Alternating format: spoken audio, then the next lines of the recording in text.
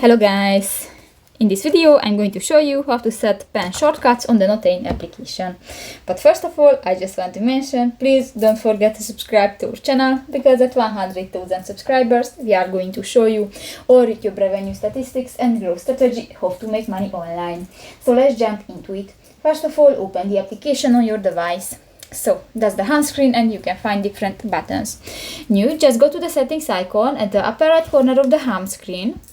And here go to the last option, the pen shortcuts, and here you can find different options. For example, a Samsung S Pen, click that, and you can set the close or the change to eraser option, and you can set the pen. So that's pretty much it for this video, guys. See you in the next one. Bye bye.